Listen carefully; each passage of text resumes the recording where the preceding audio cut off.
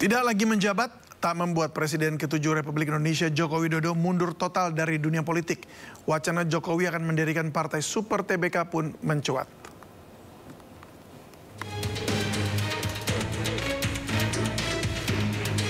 Setelah sebelumnya Presiden ke-7 RI Joko Widodo diisukan akan bergabung dengan Partai Golkar, namun hingga kini belum terwujud. Jokowi pun diisukan akan membuat partai sendiri. Partai dengan konsep Super TBK akan diisi oleh relawan Jokowi.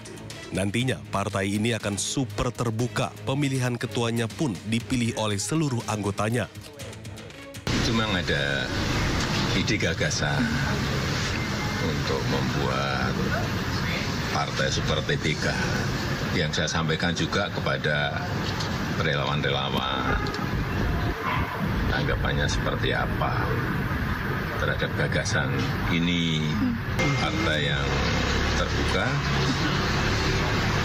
super terbuka, ya, nanti pemilihan ketuanya juga dilakukan secara terbuka oleh seluruh anggotanya. Sementara itu, Partai Golkar tak menutup pintu untuk Jokowi bila ingin bergabung. Meski kaget akan adanya rencana ini, namun Partai Golkar persilahkan Jokowi jika ingin membuat partai sendiri. Kan katanya berproses bagaimana dengan Golkar. Ya kan, tapi kalau ada begitu ya namanya warga, apalagi ya mantan presiden 10 tahun kan, ya tergantung beliau kan. Dan memang kan konstitusi kita memberikan ya hak kepada setiap warga negara untuk membentuk itu apapun. Ya, tetapi ya itu agak kaget juga. Kenapa? Karena tadinya ini kan ramai terus dengan Golkar, dengan apa dan lain-lain. Tapi kalau ada berita begitu, tentu ya kita tentu kembalikan kepada beliau. Sebelumnya, Presiden ke-7 RI Joko Widodo sempat diisukan akan bergabung dengan beberapa partai.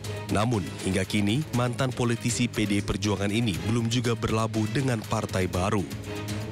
Tim Liputan iNews melaporkan.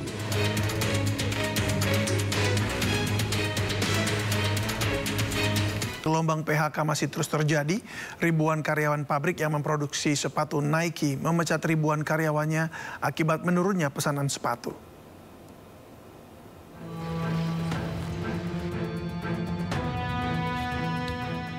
Dua perusahaan besar yang bekerja sama dengan brand Nike terpaksa melakukan pemutusan hubungan kerja ribuan karyawannya akibat berkurangnya pesanan sepatu. Beberapa divisi dalam pabrik dengan total lebih dari 200 karyawan sudah dipulangkan mulai pekan ini. Namun belum ada kepastian apakah akan ada tambahan karyawan yang di PHK. Baru kemarin itu kan yang pengurangan doang. Kalau yang untuk ada kelanjutannya sih belum tahu.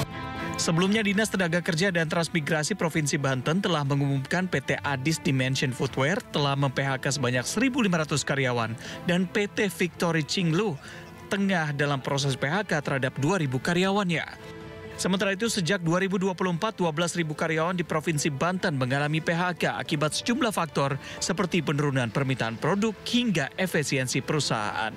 Dari Kabupaten Tangerang, Banten, Raka Prawirawijaya, iNews melaporkan. Media sosial dihebohkan dengan video viral yang menunjukkan kemasan minyak kita 1 liter yang diduga hanya berisi 750 ml. Berdasarkan pantauan di salah satu pasar kawasan Jakarta Barat, tidak ada takaran pasti dalam minyak kita kemasan botol. Berikut laporan Wenda Nura dan juru kamera Indra Purnama. Saat ini viral di media sosial mengenai isi dari minyak kita kemasan 1 liter yang mana isi bersihnya ini justru tidak mencapai 1 liter, hanya 750 ml saja. Hal ini tentu menimbulkan keresahan dan juga kekhawatiran bagi para konsumen, apakah produk yang selama ini mereka beli ini sudah sesuai atau belum. Dan saat ini saya sedang berada di salah satu pasar tradisional di kawasan Jakarta Barat dan akan menunjukkan bagaimana kondisi minyak kita saat ini. Dan berikut minyak kita saat ini, kemasannya ini ada sedikit perbedaan jika dibandingkan dengan produk yang saat ini sedang viral, yang mana produk yang viral ini bertuliskan 1 liter. Tapi untuk minyak kita saat ini tidak bertuliskan 1 liter. Jadi memang saat ini tidak diketahui isi bersih dari minyak kita saat ini yang beredar di pasaran. Isi bersihnya ini memang betul 1 liter ataupun 750 ml karena memang tidak tertera di dalam kemasannya. Dan sebetulnya untuk kasus ini sebelumnya sudah ditangani oleh Kementerian Perdagangan. Namun karena kasus ini muncul lagi, tentu ini menjadi perhatian khusus kembali dan pemerintah perlu memastikan bahwa produk yang beredar di pasaran ini baik kualitas dan juga kuantitasnya ini harus sesuai dengan standar. Presiden Prabowo Subianto memanggil Menteri Koperasi, Menteri Dalam Negeri, dan Wakil Menteri Koperasi ke Istana Negara.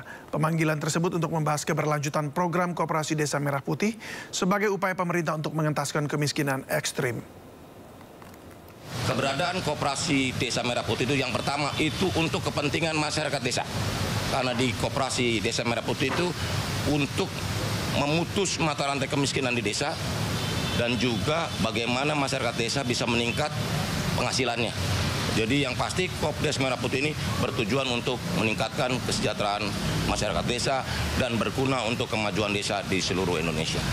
Jadi intinya gini, Pak Presiden tadi sampaikan Koperasi Desa Merah Putih ini untuk memutuskan rentenir, tengkulak, pinjaman online yang menjerat dan menjadi sumber kemiskinan di desa-desa. Dengan adanya Koperasi Desa Merah Putih yang salah satu unitnya ada unit simpan pinjam, masyarakat desa jauh lebih terbantu dari sisi pendanaan dan juga tidak terjerat lingkaran setan kemiskinan. Gitu. Karena utang berutang, tumpuk, gali lubang, tutup lubang, itu kan tradisi yang juga mau dipangkas. Karena itu kami sampaikan bahwa Koperasi Desa Merah Putih ini memang bertujuan untuk membawa kemajuan bagi desa dan meningkatkan kesejahteraan masyarakat desa. Menteri Dalam Negeri Tito Karnavian merespon tudingan retret kepala daerah yang menghabiskan 13 miliar rupiah. Tito menegaskan kegiatan retret kepala daerah menjadi upaya pemerintah dalam mengamankan APBD. Tapi clue yang paling utama, menginvestasikan 13 miliar untuk mengamankan 1.300 triliun. APBD itu 1.300 triliun tuh. Kalau nggak efisien, kasihan rakyat. Apalah uang 13 miliar besar, tapi demi mengefisiensikan dan mengamankan 13.369 triliun APBD. Itu tugas Kemendagri.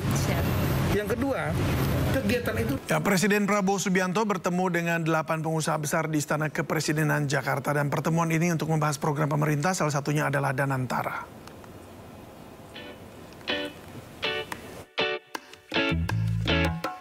Presiden Prabowo Subianto bertemu dengan 8 pengusaha besar di Istana Kepresidenan Jakarta. 8 pengusaha itu adalah Antoni Salim, Sugianto Kusuma atau Aguan, Prajogo Pangestu, Boy Thohir, Franky Wijaya, Dato Sri Tahir, James Riyadi, dan Tommy Winata. Masing-masing pengusaha tersebut memiliki latar belakang bisnis yang berbeda, mulai dari sektor pangan, properti, energi, keuangan, dan manufaktur. Prabowo pun membahas sejumlah isu strategis, termasuk program makan bergizi gratis, pembangunan infrastruktur, penguatan industri tekstil, hingga upaya swasembada pangan dan energi. Selain itu, industrialisasi dan pengelolaan investasi melalui Badan Pengelola Investasi Danantara juga menjadi topik utama dalam perbincangan. Tim Liputan, iNews melaporkan.